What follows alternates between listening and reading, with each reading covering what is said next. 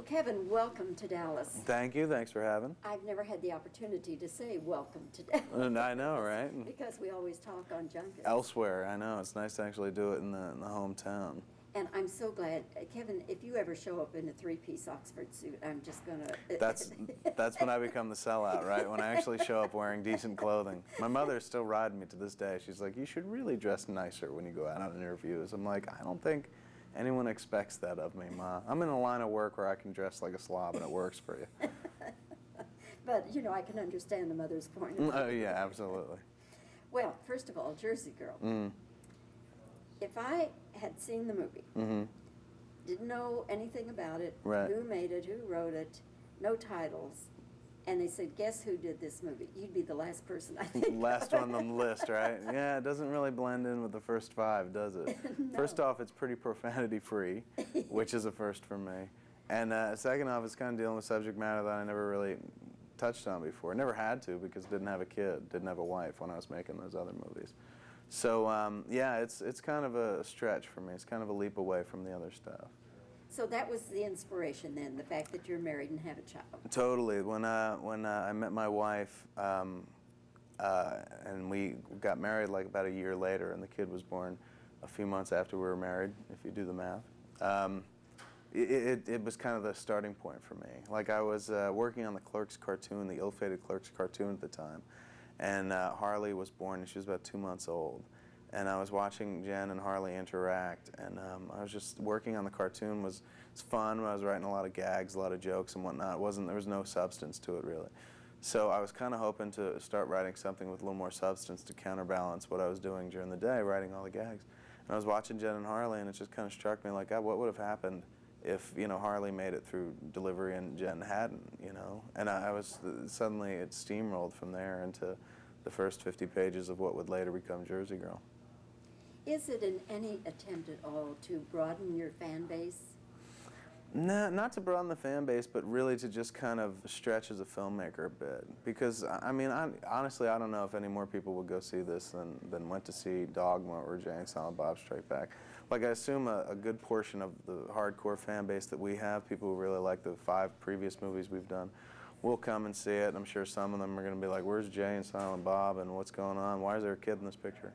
I don't know if it'll travel beyond that, you know. Some people, Miramax seems to think that, like, yeah, there's a wider audience for it because it deals with more universal themes.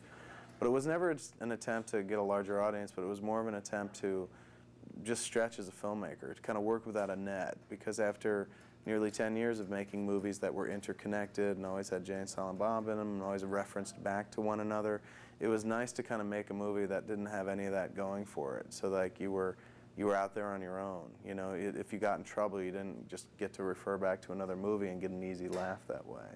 And also to try to work without, you know, the 4-letter words and whatnot, which my mother had been begging me to do, you know, since I got in the film business, because she was always like, the bad language reflects so poorly on me as a mother. And I was like, no, I always tell them that it wasn't you. It was high school or something, but you didn't teach me the foul language. So it was really just kind of an attempt to stretch as a filmmaker and see if I could pull it off, and also tell a story that was like insanely personal and close to my heart. Do you think you'll continue on in this vein? I like to jump around a bit, you know, and after doing the 5 that are so closely related and then doing this one, which is kind of a step away from that, the next one we're going to do is a comic book movie, The Green Hornet, that I'm going to do for Miramax later in the year. So that, too, is going to be, I mean, obviously we're not going to make it rated R because, you know, you're appealing to kids at that level as well. But it'll be another stretch to see if I could pull off one of those larger, kind of more visually interesting movies than I'm used to doing. But then after that, I think I'll wind up going back to the stuff that I'm pretty much known for, you know, kind of the colorful dialogue, as we say. Your little girl now is how old? 4.5. 4.5. Do you monitor what she watches on television? No, not really. And I'm not really one of those parents that believes in kind of sheltering the kid and whatnot. Like, our philosophy is, like, the kid's going to learn bad language, she's going to learn bad words, curse words, we might as well teach her. So we've been kind of You know, not the really hardcore ones, but we kind of slip the words into into our talks with her and whatnot. And we're not real careful about, like, don't say that word in front of the kid, because I don't want my kid growing up thinking there's such a thing as bad words. There's not. You know, it's like there's bad people, bad intentions, but words can't really be bad. And plus, you know, she's my daughter, so I gotta let her know you can make an awfully good living when you're using bad language. Dad's done it for years now. So that follows with TV as well. The wife doesn't let her or like her watching as much TV as I let her, because I grew up on TV, and you know, I turned out okay. The wife's like, no, you turned out heavy, and the kid's gonna turn out heavy. She sits in front of the TV for all this time. So I'm not as stringent with her about the TV watching as the wife is. I'm kind of more the person that likes to watch TV with her. It's nice to have somebody to watch Scooby-Doo with after all these years. The little girl who is Jersey girl, Raquel, her last name? Castro. Castro. The little girl, Raquel Castro. I know you had a nationwide search for her, but did you know what you were looking for?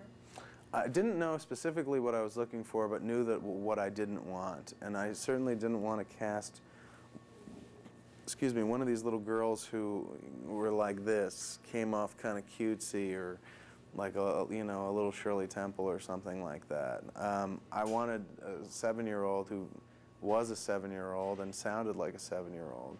And most 7-year-olds aren't insanely sweet and cute. They've already kind of been to the circus a few times, so to speak, so they figured out that adults are mostly full of BS on some level, and they're just kind of sorting out their own personality. And so they tend not to be insanely precious.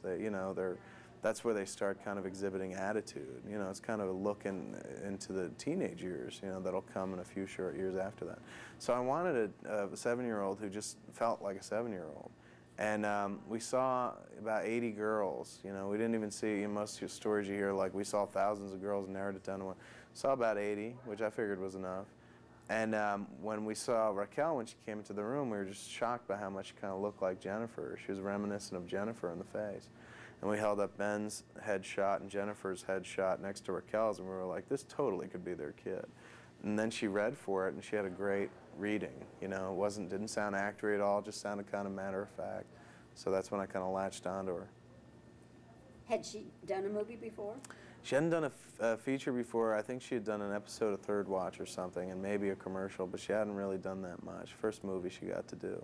And she would have preferred if the movie was more about how Ben died in the first 15 minutes, and she was raised by J-Lo, because she was a huge J-Lo fan. She loved Jennifer Lopez. You know, she followed her music and stuff like that, and knew all the dialogue to Selena.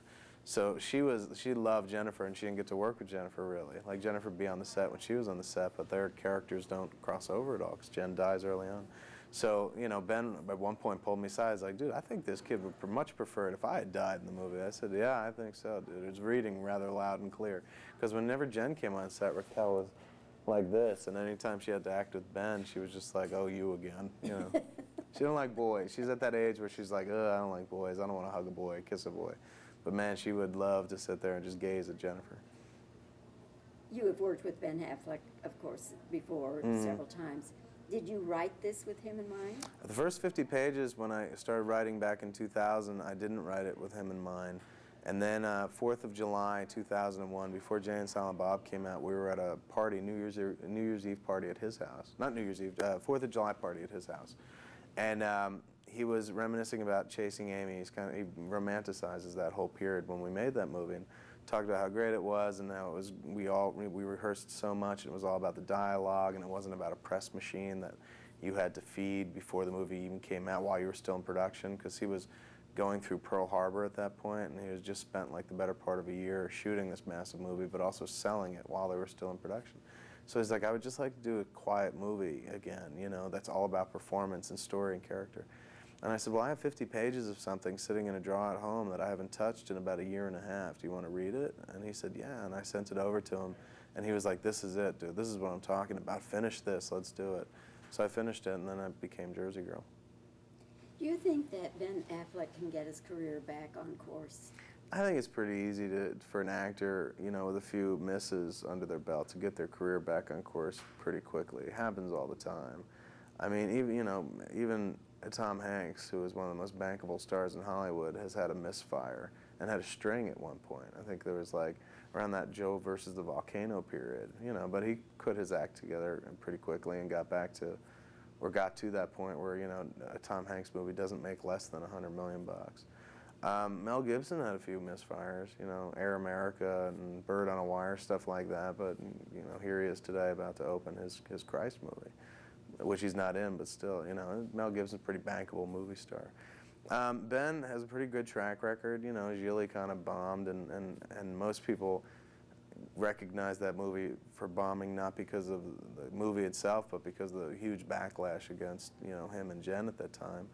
And Paycheck kind of underperformed, I guess, but like I don't think that's a big deal. I think all it takes is one good movie, and some people are like, wow, this is Ben's comeback picture, and I'm like, I don't know that Ben went anywhere that he had to come back from. But as long as you feel it's a strong performance, that's great. That's all I really care about, and that's kind of what he cares about. I think it'd be easy for him to like kind of get back to a movie that makes $100 million. I don't know if it's this movie. That'd be great if it was this movie, but he'll do it again. It's pretty easy for him. I'm thinking of your movie Dogma, Mm-hmm. and of course it was lambasted by a lot of the theologians. Right. And, Catholic League went after us pretty hard on that movie. yes, they did. And now, we're all involved with the Passion of the Christ, Right. with Mel Gibson. But what are your feelings about Mel's, what he's going through right now? It's kind of the reverse of what we were going through, because he has the supportive groups like the Catholic League, dubious groups like the Catholic League, and the Christian right are way behind that movie. And instead, it seemed like he was maintaining that there was a Jewish conspiracy against the movie, or that people were, Jewish faith leaders were saying that there was going to be some anti-Semitic, outrising from the movie. As if like nobody had ever read the Bible before, in which if you're going to blame that movie for being anti-Semitic, you really got to go back to the source, because Mel just kind of took it right from the Bible. And in the Bible, they kind of blame it on the Jews and the Romans together, just like, as I understand, they do it in Mel's movie. So he kind of went through the reverse of what I was going through. But at the same time, he sounds like he's going to be far more successful with his movie than we ever were. Because he went out there and totally did the grassroots campaign, didn't he? He just went from place to place, church group to church group, and was just like, if you love the Christ, you'll go see this picture. And they're turning out in droves. It opened today, and it was some multiplex, like every screen, some guy rented it out and put it on 20 screens. It's huge. I guess they're saying it's going to make 40, 50 million for its opening weekend, which like a year ago before the controversy broke out, didn't feel like that was the way it was going to go. Because you're talking about a movie that's voiced or dialogued in Aramaic and Latin, for heaven's sakes, which only 6 months ago did he decide he was going to put subtitles on it. Because up until that point, he was going like, I'm just going to let it ride as it is.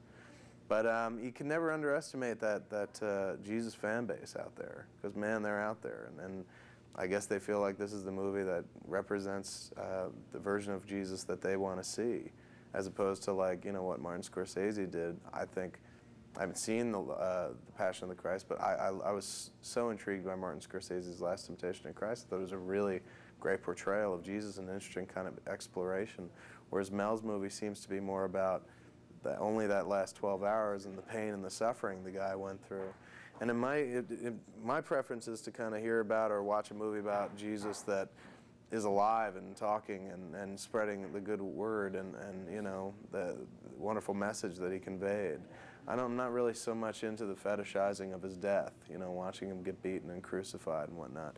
As a Catholic, I recognize it as a great sacrifice, of course, and that which kind of defines Jesus. But for me, Jesus is largely defined by the fact that he came and had a very simple message of peace, and love one another and whatnot. And I don't know that I'm way into the idea of watching him get crucified yet again in a movie. Well, that maybe is not the best place to end. But when we edit, we can right, we can shift it end around. Totally cool. Shift it around. But anyway, Kevin, it's really good to see you again. Good to see you. You are just such a good interview. Oh, and thank such you. an So articulate sweet. Person. So sweet. And, how many times? I must have seen you at least 4 times now. Probably. And but it's always a treat to have. Thanks for having. Nice to actually finally do it here in Dallas. So as as we opposed to say on the in road. Texas, y'all come back. Oh, I will. Now she's going to move the camera. Right on. now. It's preschool, because that's when I was a kid. That's what preschool was, junior kindergarten. But she goes from 9 to 3 every day, and that is not cheap. Okay. It's insane what they charge for that thing now. Oh, I can. Because I went to kindergarten for free when I was Yeah, a kid, I but it's think like I 10 did too. grand to send your kid to Oh my kindergarten. God. Isn't that insane? It is insane. It's like, what? Don't they have nap time during the day? I mean, where's your money going? Yeah, Insane. what do they do?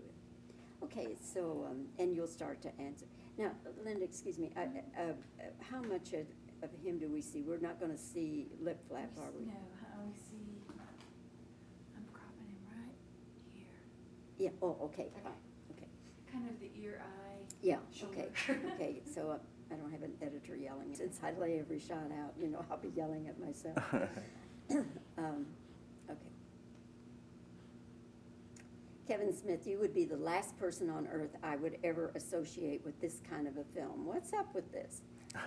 Well, I think I articulately laid it out before. Right.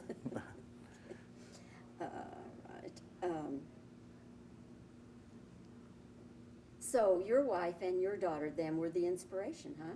Absolutely, I would have to say, going back to the start, so forth and so on. You don't want me to answer, you just want me to begin. No, you're doing fine. There you What go. you're doing is just fine. Okay. When you were writing it, did you have Ben Affleck in mind? I did, and I have him in mind right now. Strangled. Your memory is fantastic. I can't believe you remember all the questions. Okay. Do you think that Ben Affleck can get his career back on track? He better with this picture, I'll tell you what. Because if he ruins my movie, I'll kill him. The little girl, Raquel Castro, where did you find her and how did you find her? Orphanage. Bought her for $20. Made her work 14-hour days. And you're going to jail. Right. Okay.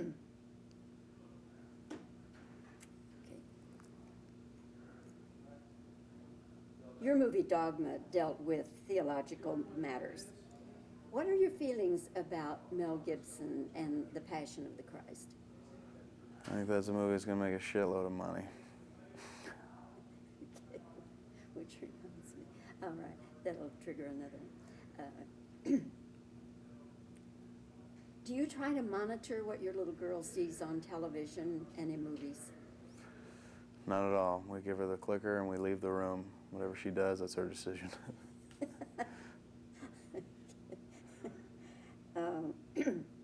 You know, I didn't ask you about this, but let me just get some audio on it. Kevin, I must tell you, I am loving these little films that you do for Jay Leno's Tonight Show. Right. How did that come about? It came about when I did a guest appearance on the show for Jay and Silent Bob. You know, just did the couch, sat there and interviewed. And afterwards, they asked me if I wanted to come back and do shorts for them. So we came up with the concept of Roadside Attractions. And we've done about 20 by now. And they're fun, they're great. We go off, shoot them for a day, 2 days at a time. And apparently they rate very highly because they keep having me come back. Kevin, if you ever show up in a three-piece Oxford suit, I'm going to really know that you've gone over the top. And if you show up in a three-piece Oxford suit, I'll call somebody too. Okay, I think that'll get it. Do you want his answer? He like not the last time, because when we just aired one on Friday, but the time before that I did one in Arizona with Jason Mewes, and the guy who played Jay in the other Yeah, I remember movies. that. And when we brought it back, there was some of the stuff, some of the content, I guess, was like a little bit too racy for the Tonight Show, because we've been able to push the envelope. Racy. Can you imagine? Because it's weird, because that whole opening monologue is nothing but sex jokes Whoa. and whatnot. So I guess they felt it was a little racy and whatnot, and Jay was like, I don't know, it's always the same thing. It's sex, sex, sex, sex, sex. But you never want to point out that, like, that the monologue is also sex, sex, whatever. It's your show. Do what you want. But they brought out the ratings. Yeah. They brought out the ratings for him, and he was just like, "Oh, okay, never mind." Because I guess we rate pretty. It's been rating pretty highly, those segments. That's why they keep having us back. But we still don't rate as highly as the fruitcake lady. Have you ever seen her? I can do without Fruitcake Lady. Really? So she goes through the roof. People love the Fruitcake Lady. She, they ask her the questions, and she kind of comes up with the most, almost, borderline X-rated answers that there are. But she gets away with it because she's, 90 or something like that. But she rates really highly. We at one point we were the highest rated desk piece. They're called segments that follow the monologue. But then the Fruitcake Lady took our place at one point. But let me give you an answer from the top. I got hooked up at the gig because I sat on the couch for Jay and Silent Bob Strike Back. And I guess me and Jay had a pretty good rapport because afterwards the producer, Debbie Vickers, asked me if I wanted to come back and do segments for them, like do kind of correspondent pieces. And I said, absolutely. They let me make a short film last year. I made a little 6-minute short film with Brian O'Halloran and Jeff Anderson, 2 dudes who were in Clerks. It was kind of a Clerks spin-off called The Flying Car. But then we've been doing these roadside attraction bits for the better part of 2 years now. I think we've done about 20, between 20 and 25. And the audience really seems to dig them. And they're fun. They take us like a day or 2 days to go off and shoot. And then I come into the studio and intro them when they're on. And they've been a lot of fun. And the whole thing was born out of post-September 11th, nobody was traveling on airlines and whatnot. And that season, that Christmas season, immediately following September 11th, there was going to be, the word was in the media that everyone was going to be driving. So we kind of came up with the notion of like, while you're driving, this is stuff you could see. So it's weird that the whole bit was kind of born out of September 11th, and now we don't even talk about it anymore. We don't talk about when he used to intro them, he'd be like, since September 11th, a lot of people aren't flying as much, people are driving.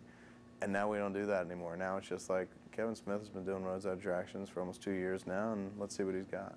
When do you have the next one? Next one, I don't know. We shot one, and we got lazy and didn't even travel for it. We just went to Hollywood Boulevard and shot one that aired last Friday, or one of the last weeks in February. And then the next one I think we're going to do is on the junket. In New York, and I do the junket for Jersey Girl, and that's where you sit down with 50, 60 journalists. So at the end of each one, I'm just going to turn the tables and ask them questions. And so we're going to try to build a piece out of that and see if we got anything. Well, for sure, I'll want to see that. Right. Okay, Kevin, thanks. Thanks for having.